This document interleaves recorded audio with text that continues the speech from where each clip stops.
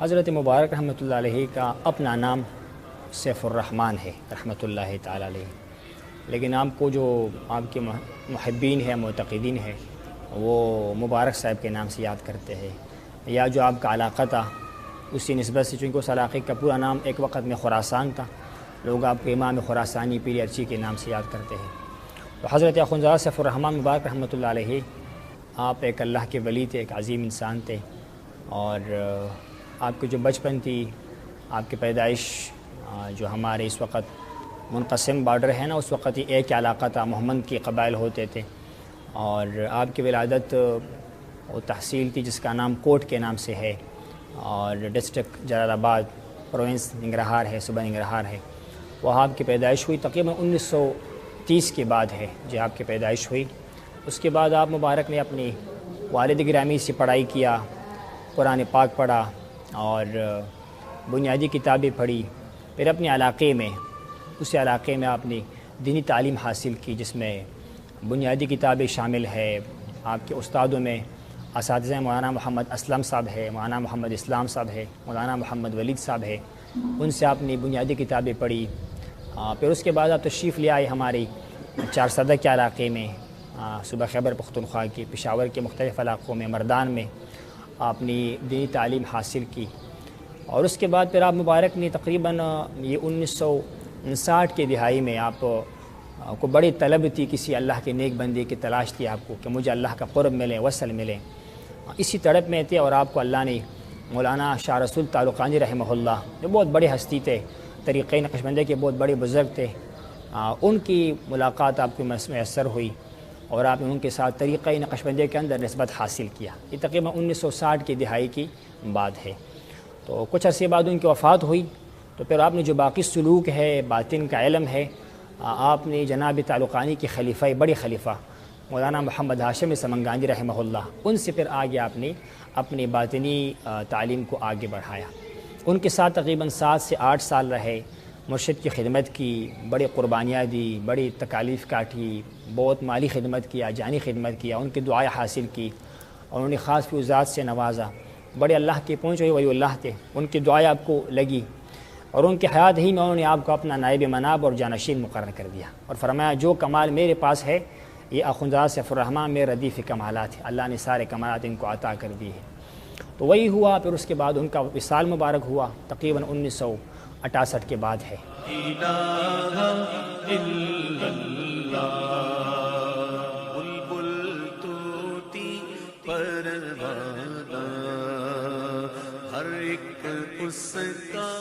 وہ خود ادھر تھے، علاج کے لیے پاکستان آئے تھے، آپ خود افغانستان میں تھے، جناب مبارک رحمہ اللہ افغانستان میں تھے۔ تو 1968 میں پھر یہ ہوا کہ مرشد کی وفات ہوئی، پھر آپ نے اس مشیخت کی ذمہ داری کو آگے بڑھائی، سلوک کی خدمت کو آگے بڑھائی۔ جب حالات بہت خراب ہوئے اس علاقے میں، تو پھر آپ اس وقت تشریف لائے، 1976 میں نوشہرہ تشریف لے آئے، ضلع نوشہرہ تشریف لے آئے، وہاں تحصیل رسال پور ہے، اور علاقے کا نام پیر سباق ہے، وہاں تشریف لے آئی،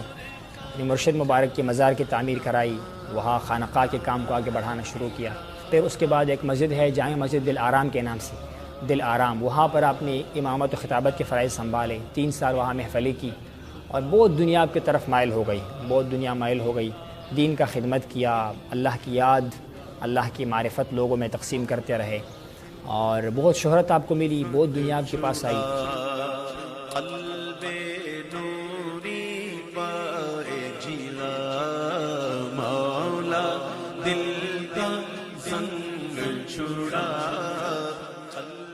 تو بات یہ ہے کہ تمام سلاسل کا مقصد اللہ تبارک و تعالیٰ کی معرفت ہے،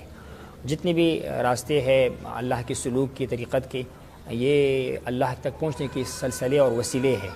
لیکن جو مشہور سلسلے ہیں وہ 4 ہے، 4 سلسلے ہیں جس میں طریقۂ نقشبندیہ ہے، چشتیہ ہے، قادریہ ہے، سہروردیہ ہے۔ تو حضرت اخوندزادہ سیف الرحمن مبارک رحمہ اللہ آپ کی جو نسبت ہے، اس نسبت سے اس سلسلہ نقشبندیہ جو ہمارا مین سلسلہ ہے، جس میں ہم زیادہ محنت کرتے ہیں، جس میں لطائف کی زندگی ہے، جس میں قلب، روح، سر و خفی اخفاء کی زندگی ہے، اسی سلسلے کو آگے بڑھایا جاتا ہے۔ لیکن چونکہ آپ کو اللہ نے بہت مرید عطا کیے، بہت آپ کا شہرت ہوا، تو آپ کے نام کی وجہ سے جو سیف الرحمن نام ہے اس کے پہلے پارٹ کی وجہ سے وہ سیفی کے نام سے سلسلہ جو ہے وہ مشہور ہو گیا، ورنہ آپ کے جو مرشد کا دور تھا جس کا نام مولانا محمد ہاشم سمنگانی تھا، اس سلسلے کو ہاشمیہ کہا جاتا تھا، سلسلہ ہاشمیہ نقشبندیہ۔ لیکن جس طرح جناب امام ربانی صاحب مبارک کا نام آپ نے سنا ہوگا، ہندوستان میں گزرے ہیں، وہ بھی طریقے نقشبندیہ میں کام کرتے تھے، اسی کے نام سے اس سلسلے کو مجددی نقشبندیہ کہا جانے لگا، سلسلہ مجددیہ نقشبندیہ۔ تو اب بھی وہی سلسلہ ہے، لیکن آپ کی شہرت کی وجہ سے، آپ کی خدمات کی وجہ سے ہمارے سلسلے کے سالکین کو جو کہ سنت سے آراستہ ہوتے ہیں، جس کے چہروں پر، جس کے لباس، جس کا رہن سہن، جس طرح حضرت نے ہمیں تعلیم دیا کہ بس تم نے ہر حال میں شریعت کی پابندی کرنی ہے، باطن میں تو اللہ کے ذکر کرنی ہے، اللہ کو یاد کرنا ہے، وہ تو ہمارا حرز جان ہے، جان کا مقصد ہے، لیکن آپ کو جو ظاہر ہے وہ بھی اللہ کے پیارے حبیب صلی اللہ علیہ وسلم کے طریقے کے مطابق ہونا چاہیے۔ آپ نے اپنے اولاد کو، اپنے خلفاء کو، اپنے معتقدین سب کو سختی کے ساتھ شریعت کی پابندی کا درس دیا، اور ہمیں ڈرا دیا اور ڈراتے تھے، اکثر اشعار پڑھتے تھے کہ ہم نے قبر میں جانا ہے، نہ مال کام آئے گا، نہ اولاد کام آئے گا، نہ شہرت کام آئے گا، وہاں اللہ کی یاد اور اللہ کے ذکر کام آئے گی۔ تو اسی کی نام کی مناسبت سے سلسلے کا نام سلسلہ سیفیہ نقشبندیہ مجددیہ پڑ گیا۔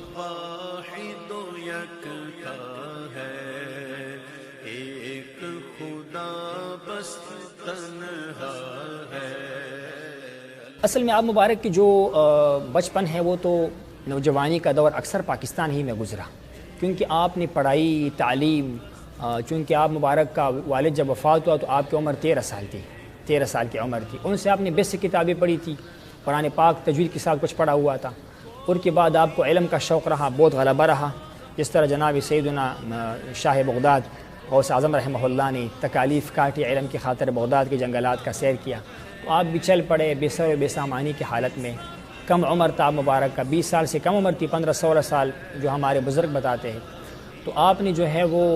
چارسدہ، مردان، پشاور کے مختلف علاقے، کچھ قبائلی علاقہ جات تک سفر کیا، علم دین حاصل کرنے کے لیے کوشش کی، حدیث پڑھی، فقہ پڑھی، آپ نے جو ہے وہ قرآن پاک کا ترجمہ کیا، لیکن پھر چونکہ آپ کی سارے رشتہ دار فیملی وہاں پر تھی تو آپ کو اس سلسلے میں پھر ظاہر بات ہے وہاں پر جانا تھا۔ وہاں جب حالت بہت خراب ہوئی، یہ غالباً 1976 کی بات ہے، چونکہ وہاں پر شمسی حساب چلتا ہے، شمسی ہجری کا، لیکن ہمارے حساب سے 1976 کی بات بنتی ہے۔ ایک ظالم بادشاہ تھا نور محمد ترکی کے نام سے، روس نواز تھا، اس نے ظلم شروع کیا، بربریت شروع کیا، تو وہ صوفیہ کرام کو، علماء کو چن چن کر شہید کیا کرتے تھے۔ آپ نے بڑا فائٹ بھی کیا، مقابلہ بھی کیا، چونکہ وہ دین کے دشمن تھے، عقیدے کے دشمن تھے، جان و مال کے دشمن تھے۔ بہرحال ہوا کیا کہ پھر آپ 1976 میں تشریف لے آئے، تو اس کے بعد آپ 4 سال نوشہرہ میں رہے، اور 1980 میں آپ خیبر ایجنسی، جو اس وقت ہم فاٹا کے نام سے کہتے ہیں نا اس کو، فاٹا پشاور سے کوئی 15-20 کلومیٹر کے فاصلے پر ہے، وہاں آپ تشریف لے گئی، اور وہاں الحمدللہ آپ نے علمی حلقہ قائم کیا، مدرسہ قائم کیا، جس میں صبح شام اللہ کی یاد اور درس حدیث اور درس قرآن اور فقہ کا درس، اور وہاں سے ایسی ہیرے تیار ہو گئی آپ کی ذاتی تربیت کے بنا پر، کیونکہ آپ کی تربیت کا جو منہج تھا وہ بڑا جامع طریقہ تھا۔ آپ رسمی تعلیم کے حق میں نہیں تھے، آپ عملی تربیت کے حق میں تھے۔ ادھر قول پڑھ لیا کسی بزرگ کا، کسی اللہ کے ولی کا، اللہ کے نبی کا، اس وقت عمل مطلوب ہوتا تھا، اس پر عمل بھی کر کے دکھانا ہے۔ اسی طرح آپ نے بڑے قافلے کو تیار کیا، بڑے علماء کو تیار کیا، خلفاء کو تیار کیا، لیکن آپ نے خلیفہ کرنے کا جو معیار رکھا وہ یہ تھا کہ بندہ خود بھی شریعت پر پابندی کرے، اس کے لطائف اللہ کی یاد سے ذاکر ہو جائے، اور جو کچھ چیزیں ہمیں بولنے میں تو مشکل ہوتا ہے، لیکن میں یہ اتنا عرض کروں گا کہ اس سالک کی، اس طالب کی روح سے یہ معلوم ہو جائے، اندازے سے یہ معلوم ہو جائے کہ اس کا کام مکمل ہو گیا ہے، اس کو اللہ کا قرب حاصل ہوا ہے، اب یہ آگے بھی خدمت کر سکتا ہے، اس کو آپ مبارک خلافت دیا کرتے تھے، لیکن ساتھ فرماتے تھے کوئی بھی کام شریعت کے خلاف نہیں کرنا، اور اللہ کے دین کے مقابلے میں کسی کے ملامتی کرنے سے نہیں ڈرنا۔ آپ سند پہ باقاعدہ اس کو آپ نے لکھا ہوا ہے کہ آپ نے کیا کرنا ہے، کیا نہیں کرنا ہے۔ تو آپ نے جو ہے اس طریقے کے ساتھ لوگوں کا تربیت کیا، بڑے بڑے لوگ آئے، پشاور کے بہت بڑے شیخ الحدیث سے مولانا حمداللہ جان ڈاگوی صاحب وہ تھے، ہمارے دارو جبہ کے سید نور علی شاہ پاچا سے بڑے بڑے گدو کے حضرات اپنے علاقے چھوڑ کر کہتے ہمارے پاس یہ نسبت نہیں ہے، بڑے بڑے گدیا ہے، لیکن جو باطن کے ایک تشنگی ہے وہ ہماری پیاس نہیں بجھ رہی ہے، تو آپ کے پاس تشریف لے آئے۔ آپ کا ایک خاص قوت توجہ تھا، اثر تھی آپ کے اندر، لطائف ذاکر ہوتے تھے، کیونکہ آپ فرماتے تھے کہ ایک ہمارے 5 ظاہر کے حص ہے، جس میں ہمارے زبان ہے، منہ ہے، ہمارا کان، ہمارے آنکھیں، ہمارے باہر کی اعضاء ہے، ایک ہمارے اندر کی دنیا ہے۔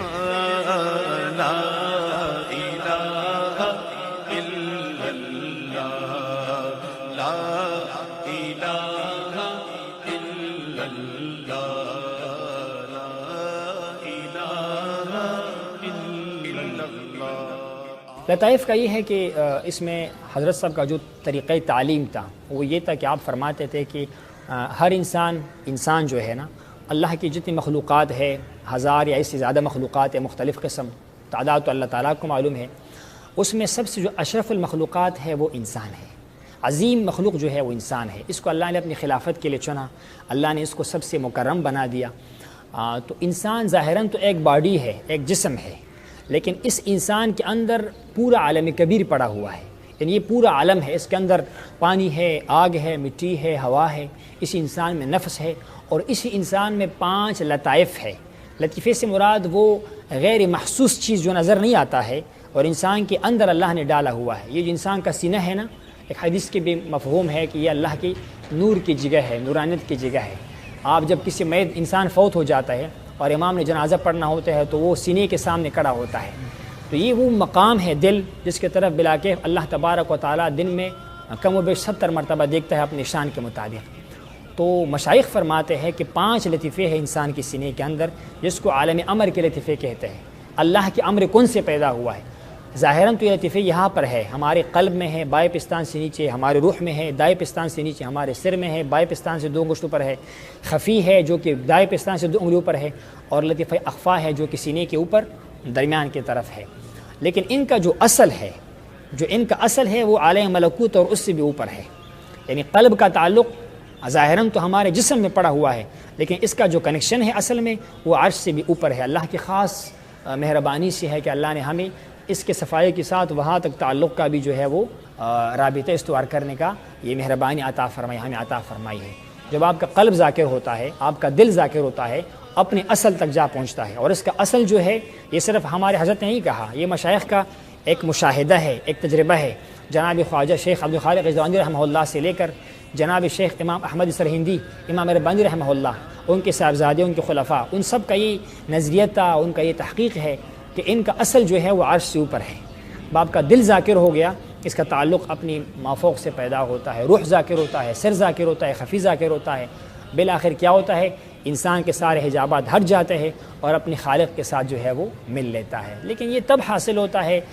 جب انسان اس کو خود حاصل کرے۔ عربی میں کہاوت ہے نا کہ من لم یذق لم یدری، جس نے چکھا نہیں اس نے کیا، اس کو تو پتہ نہیں چلتا ہے، لیکن یہ وجود اس کا ہے۔ آپ دیکھتے ہیں ایسے لوگ آتے ہیں جو بڑے 2 نمبر لوگ ہوتے ہیں، غلط لوگ ہوتے ہیں، بری نیت سے آتے ہیں، لیکن جب بیٹھتے ہیں اپنے دل کی طرف متوجہ ہوتے ہیں، وہ کیفیات محسوس کرتے ہیں، اس کا سارا زندگی میں انقلاب آ جاتا ہے، وہ بالکل ٹھیک ہو جاتے ہیں۔ ایسے لوگ آئے، گورے آئے، نان مسلم لوگ آئے، آج کل وہ بیٹھ کے لوگوں کو دین کی طرف بلا رہے ہیں بغیر کسی پڑھائی کی، اسی محفل کی برکت سے اور اسی توجہ کی برکت سے اور اسی لطائف کی زندگی کی برکت سے۔ باقی میں عرض یہ بھی کرتا جاؤں کہ اس سلسلے میں صرف لطائف نہیں ہے، لطائف ہے، پھر اس کے بعد لطیفہ نفس کا تزکیہ ہے، نفس کا، کیونکہ نفس وہ چیز ہے جو ہماری پورے جسم میں پھیلا ہوا ہے اور وہی ہمیں برائی پر اکساتا ہے، وہی ہمیں جو ہے وہ نقصان پہنچا دیتا ہے۔ اس سلسلے کے اندر نفس کا تزکیہ کیا جاتا ہے، نفس کو اللہ کے ذکر سے ذاکر کیا جاتا ہے، اور نفس جو ہے وہ امارہ، برائی پر امر کرنے والے سے نکال کر مطمئنہ تک لے جایا جاتا ہے۔ ایک خاص پروسیس ہوتا ہے، اس میں مرید کو بیٹھنا پڑتا ہے، شیخ کی توجہ لینی پڑتی ہے، اور آپ مبارک کا توجہ بہت تیز تھا، آپ تھوڑے عرصے میں، تھوڑے وقت میں سالک کو ان مراحل سے گزارتے تھے اور اللہ تبارک و تعالیٰ کے قرب کی طرف لے کے جاتے تھے۔ اس کے بعد جو آخری مرحلہ ہے وہ عناصر کا اعتدال ہے۔ میں نے آپ کے سامنے عرض کر دیا کہ ہمارے جسم میں ہوا بھی ہے، آگ بھی ہے، پانی ہے، مٹی بھی ہے، اور اس طریقے کے اندر آخر پہ جو ہے نا لطیفہ قالبی کے نام سے لطیفہ ہے، جس میں کیا جاتا ہے کہ آپ کے پانی کا جو خصوصیت ہے نا اس کو نارمل کیا جائے۔ پانی میں نقصان بھی ہے اور پانی میں فائدہ بھی ہے، اسی طرح ہوا میں نقصان بھی، ہوا میں فائدہ بھی ہے، ان کو اعتدال پر لانا، یہ اس طریقے کے جو ہے آخر میں کیا ہے وہ خصوصیت ہے۔ اور end of the all process, سب سے آخر میں پھر کیا جاتا ہے کہ سالک کو مراقبے کروائے جاتے ہیں، اللہ تعالیٰ کی طرف خاص توجہ، اللہ کی طرف خاص بندہ متوجہ ہو جائے، اور اللہ تعالیٰ کے جو ہر نام ہے نا، ہر اسم، اس میں خاص فیوزات پڑے ہوئے ہیں، ان کا حصول کیا جائے۔ بندہ اکیلے میں بیٹھے، مراقبے میں بیٹھے، آنکھیں بند کرے، اپنی مرشد کی توجہ کے ساتھ اور نسبت کے ساتھ تو پھر یہ ہے کہ سالک کو وہ چیزیں ملنا شروع ہو جاتی ہے جو عام حالات میں کسی انسان کو مل نہیں سکتی ہے. اس کو مراقبہ کہتے ہیں. آسی پائے جینا دل کو کر دے آئینہ، دل کو کر دے آئینہ، جس میں چمکے یہ کلمہ. بسم اللہ الرحمن الرحیم. قال اللہ تبارک و تعالی فی القرآن المجید: الاخلاء یومئذ بعضهم لبعض. وقال علیہ الصلاۃ والسلام: اذکروا محاسن موتاکم. میں صاحبزادہ مفتی بشیر احمد آپ کے سامنے مخاطب ہوں. محتشم سامعین کرام، حضرت مبارک صاحب کی صورت، سیرت، خلق میں یہ نہیں جانتا کہ میں حضرت صاحب کے کس پہلو سے گفتگو شروع کر لوں، لیکن اتنا ہی کہوں گا کہ حضرت مبارک صاحب قرآن اور سنت کی صحیح مصداق تھے. آپ نے اپنا زندگی مبارک قرآن کی آیاتوں کے مصداق کے مطابق گزاری. آپ اس آیہ کریمہ کا صحیح مصداق تھے کہ الذین یذکرون اللہ قیاما وقعودا وعلی جنوبہم. آپ کو جب بھی ہم نے دیکھا، جیسے ام المؤمنین عائشہ صدیقہ عفیفہ رضی اللہ تعالیٰ عنہ فرماتے ہیں کہ جب سے میں نے ہوش سنبھالی، میں نے اپنے والدین کو دیکھی کہ وہ پورا عمر ذکر اور اذکار میں اور اللہ جل شانہ کی دین متین کی سربلندی کے لیے ان میرے والدین نے کوشش کیا. ہو بہو وہی مصداق حضرت مبارک صاحب کے تھے کہ آپ دن رات اللہ کی ذکر، فکر، قرآن،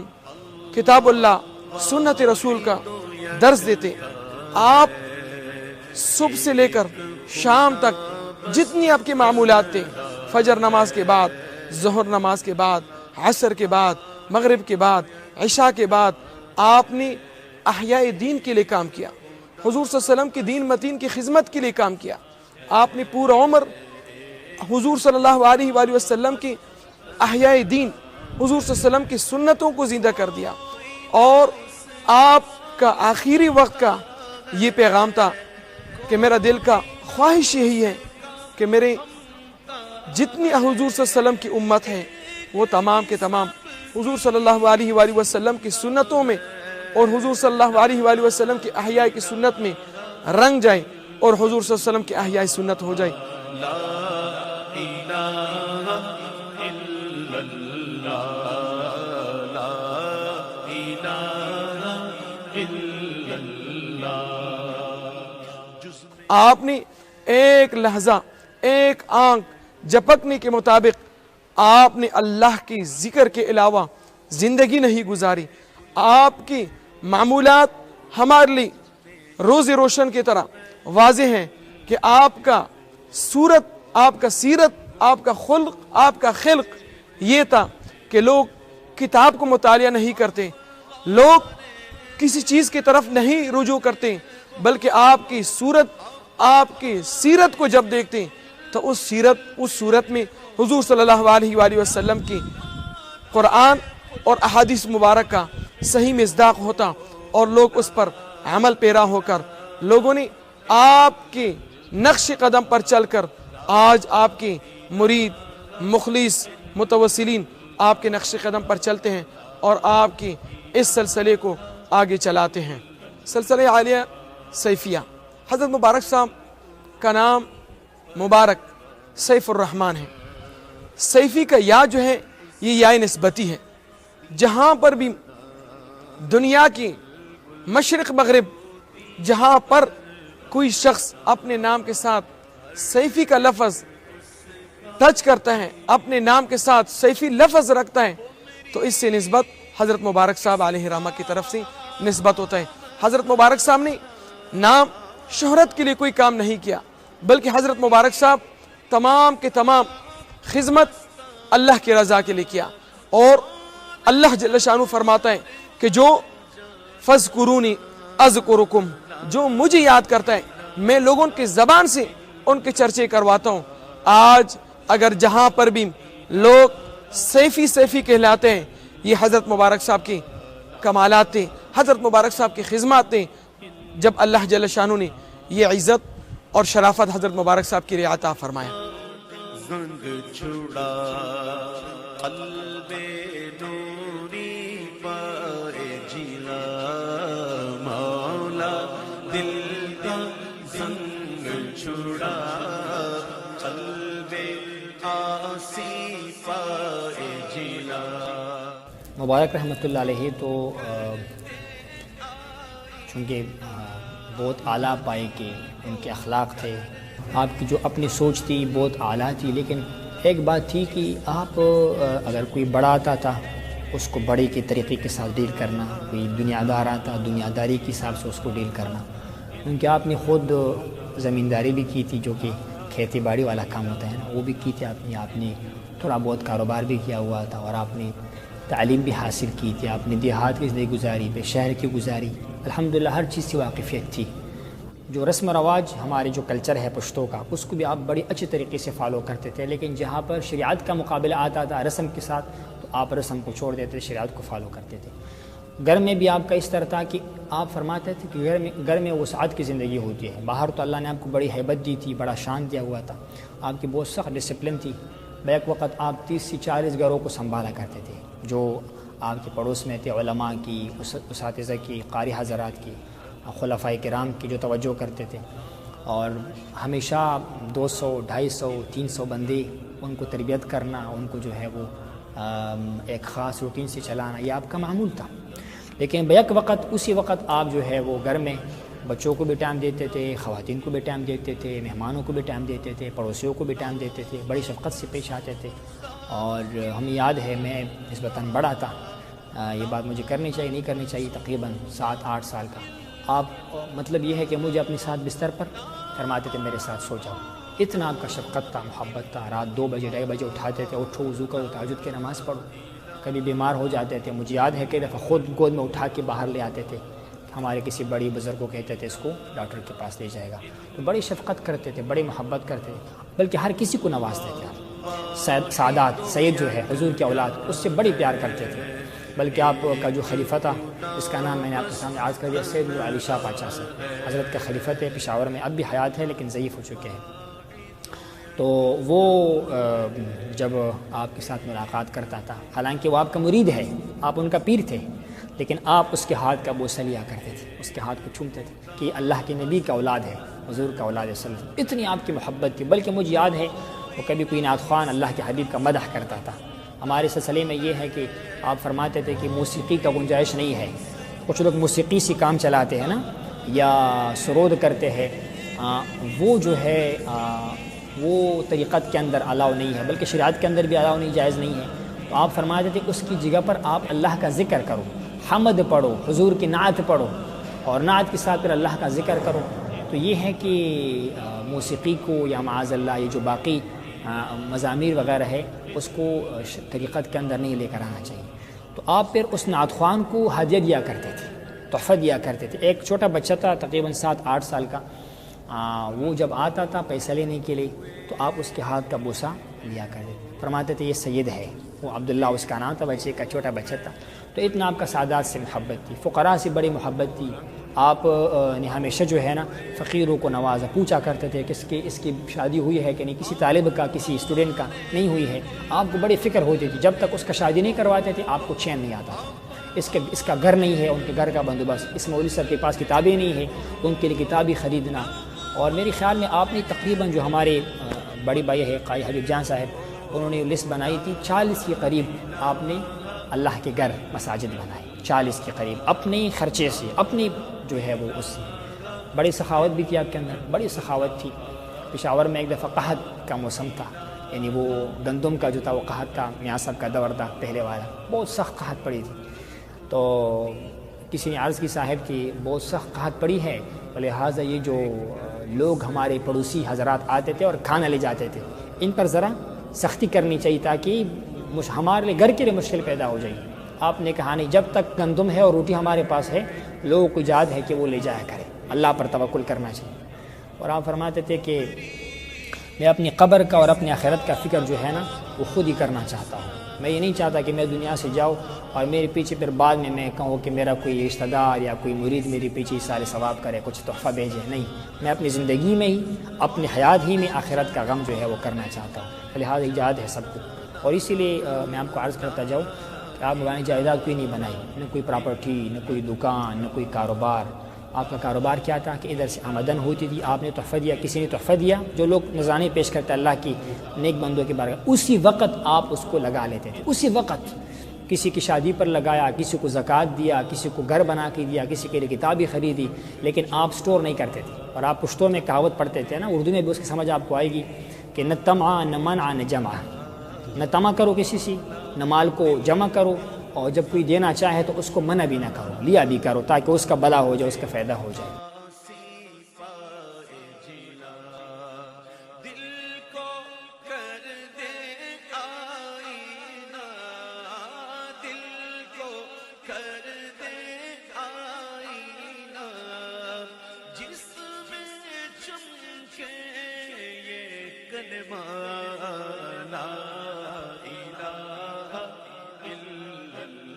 ہمارے جو مبارک رحمۃ اللہ علیہ تھے، اللہ نے آپ کو بڑی شان دی تھی، اور ہم نے تصور بھی نہیں کیا تھا کہ ایک ایسا وقت بھی آئے گا کہ آپ ہم سے جدا ہو جائیں گے، کیونکہ آپ کو ہم نے ہمیشہ اپنی آنکھوں کے سامنے دیکھا۔ ہم صبح 2:30-3 بجے اٹھ جاتے، کبھی اٹھے تو آپ کو مصلی پر دیکھا، آپ کے ہاتھ میں تسبیح دی کہ اللہ کا یاد میں مصروف پایا، اور مسجد میں ہمیشہ آپ کو دیکھا، آپ کو ہمیشہ اپنے پاس پایا، ہماری تربیت کی، ہمارا بلکہ ہر کسی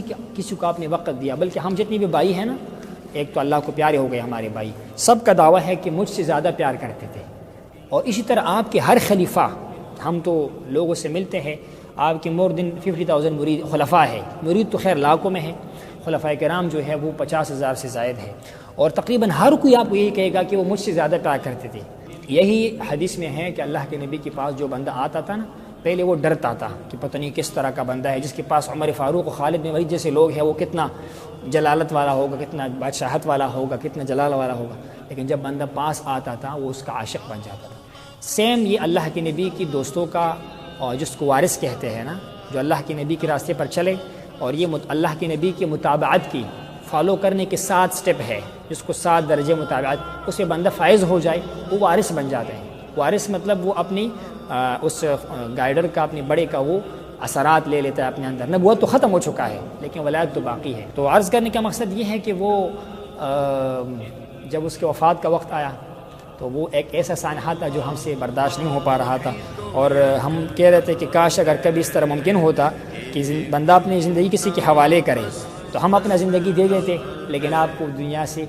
اللہ کے بارگاہ میں عرض کرتے کہ آپ باقی رہنے دیتے، یہ لوگوں کے فائدہ ہو رہا ہے۔ بڑا ایک مصیبت کا وقت تھا۔ تو اس رات پھر میں نے بیٹھ کے کچھ اشعار لکھ کے مختصر سی، جس میں آپ مبارک کی جو تھا وہ میں نے تھوڑا سا، وہ میں نے اصل میں پشتو میں لکھا ہوا تھا۔ ہماری مادری زبان پشتو ہے، قبیلہ ہمارا محمد ہے، محمد قبیلہ ہے، اور یہاں پر آنے کے بعد 2006 میں یہاں پر چونکہ ہمارا شفٹنگ ہوا تو پھر پنجابی کے ساتھ اردو کے ساتھ زیادہ واسطہ ہمارا پڑھنا شروع ہوا۔ تو میں نے کچھ اشعار لکھی تھی، آپ کی وفات مبارک میں آپ کے سامنے عرض کرتا ہوں۔ غم سے پر رات تھی جس میں ہم سے ہمارا جانا چلا گیا، غم سے پر رات تھی جس میں ہم سے ہمارا جانا چلا گیا، جو ہمارے دل کا چین تھا وہ دادا جان چلا گیا، جو اپنے خدا پر عاشق تھا اور بے شمار صفات کا لائق تھا، جو اپنے خدا پر عاشق تھا اور بے شمار صفات کا لائق تھا، جو حق بات پر ناطق تھا وہ پہلواں ہم سے چلا گیا۔ تقویٰ جس کا شعار تھا، زہد جس کا کاروبار تھا، تقویٰ جس کا شعار تھا، زہد جس کا کاروبار تھا، جو ہمیش بہار بہار تھا وہ گلستان ہم سے چلا گیا، جو عالمی شریعت تھا جو واقف حقیقت تھا، جو عالمی شریعت تھا جو واقف حقیقت تھا، جو عاشق طریقت تھا وہ انمول مرجاں ہم سے چلا گیا، جو کامل اکمل ولی تھا، جو کامل اکمل ولی تھا اور جو وارث نبی تھا، جو کامل اکمل ولی تھا اور جو وارث نبی تھا، جو تقی نقی سخی تھا وہ سلطان ہم سے چلا گیا، جو قیوم تھا زمانے کا جو کہ زینت تھا آستانے کا، جو قیوم تھا زمانے کا جو زینت تھا آستانے کا، ہمیں جن سے تسلی تھی وہ اطمینان ہم سے چلا گیا، اور جو حسن پہ مہربان تھا، جو حسن پر مہربان تھا، اس کا روح جسم اور جان تھا، جو نعمت تھا، جو رحمت تھا، وہ باران ہم سے چلا گیا، غم سے پر رات تھی جس میں ہم سے ہمارا جانا چلا گیا، جو میرے دل کا چین تھا وہ دادا جان چلا گیا۔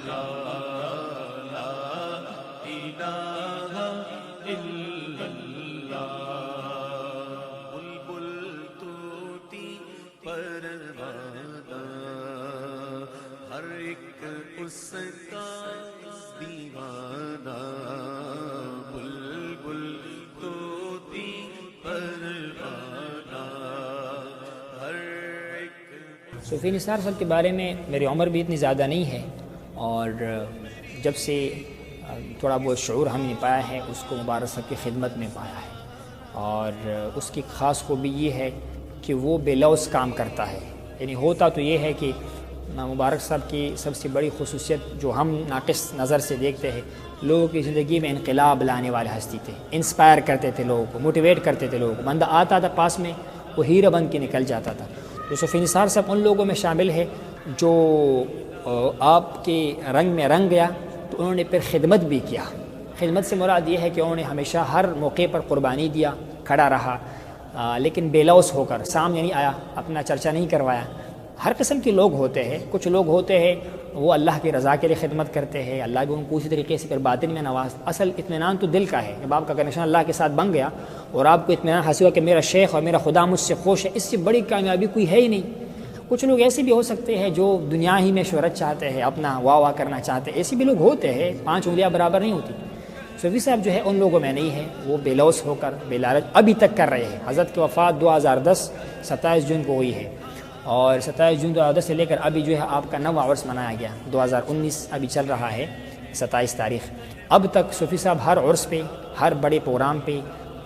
مریدین کو بیچتے ہیں، خدمت کرتے ہیں، لیکن بے لوث ہو کر کرتے ہیں، اور کبھی خود کو سامنے نہیں لاتے کہ دیکھو میں نے یہ کیا، میں نے وہ کیا۔ جس طرح وہ جناب صدیق صاحب نے کہا کہ پروانے کو چراغ اور بلبل کو پھول بس، صدیق کے لیے ہے خدا کا رسول بس۔ صوفی صاحب کہتے ہیں مجھ سے میرا مرشد خوش ہو، میرا خدا خوش ہو، مجھے کسی کی واہ واہ کی ضرورت نہیں ہے، اور اللہ اس کو اسی طریقے سے نواز بھی رہا ہے الحمدللہ، اس کا بہت پختگی ہے۔ میری دعا ہے کہ اللہ ان کو مزید استقامت نصیب فرمائے۔ جتنے بھی ہمارے خلفائے کرام ہیں، جس طرح اپنی دربار کے بارے میں کہا نا کہ دربار یہ الحمدللہ سب دوستوں کے تعاون سے دربار بن گیا، استانے کا نظام چل رہا الحمدللہ، ہمارے بزرگ بڑے جو ہے سجادہ نشین صاحب، مولانا سے محنتیں کر رہے ہیں، سب کا اس میں تعاون ہے، اللہ سب کا بھلا کرے، سب کو اس کا بدلہ عطا فرمائے۔ یہ فدائی صاحب اس کا نام ہے، پنڈی میں عرفان احمد فدائی صاحب، وہ اس روزے کے کام کو آگے بڑھا رہا ہے ہمارے قاری صاحب کی نگرانی میں۔ تو الحمدللہ سب تعاون کر رہے ہیں، سب کوشش کر رہے ہیں، اللہ سب کے درجات بلند فرمائی، اور اللہ تعالیٰ آپ لوگوں کا آمد بھی قبول فرمائے کہ آپ نے حضرت کی زندگی کے بارے میں، کیونکہ ہم یہ سمجھتے ہیں کہ کبھی ہم سے کوئی بندہ سوال کرتا ہے حضرت کے بارے میں تو ہمارے پاس الفاظ کا ذخیرہ کم ہوتا ہے، ہم کچھ کہہ نہیں پاتے ہیں کہ وہ تو دیکھنے والے ہستی تھی، محسوس کرنے والی، بول کر اظہار ہم نہیں کر سکتے، اس کا ایکسپریشن سے ہم اظہار نہیں کر سکتے ہیں۔ اللہ نے آپ کو ایسی ہستی بنائی تھی، لیکن اللہ ہمیں آپ کے طریقے پر قائم رکھے۔ میں یہ آخر میں عرض کرتا جاؤں تمام سالکین کے لیے، خلفاء کے لیے، کہ آپ مبارک کے ساتھ نسبت کی تقاضا یہ ہے، ہمارے لیے بھی یہ ہے اور خلفاء کے لیے بھی ہے کہ آپ کی تعلیمات کو ذہن سے نہ نکالیں، آپ کے طریقے پر قائم رہے۔ آپ نے شریعت کا درس دیا، مکتوبات امام ربانی صاحب کا درس دیا، احادیث کا درس دیا، فقہ کا درس دیا، اس پر کاربند رہے۔ ظاہری چمک دمک، شہرت، مریدون کا، اس میں بندے کو اپنا آپ نہیں بولنا چاہیے، اپنا باطن نہیں بولنا چاہیے، اپنا اصل نہیں بولنا چاہیے، اپنا منزل نہیں بولنا چاہیے، اور جو بھی کام کرے اللہ کی رضا کے لیے کرے، اور اپنی سالکین ایک دوسرے کو اپنا بھائی سمجھے، اخلاص کے ساتھ پیش آئے، محبت سے پیش آئے۔ انسان کی طبیعتوں میں اختلاف ہو سکتا ہے، لیکن ہم سب کا منہج جو حضرت نے ہمیں دیا ہوا تھا وہ اللہ کی رضا، طریقت کی خدمت اور معاشرے کی اصلاح ہے۔ تو اللہ سب کو اس بات کی توفیق عطا فرمائے، ہمت عطا فرمائے۔ والسلام علیکم ورحمۃ اللہ وبرکاتہ۔ ایک ہی سب کی سنتا ہے،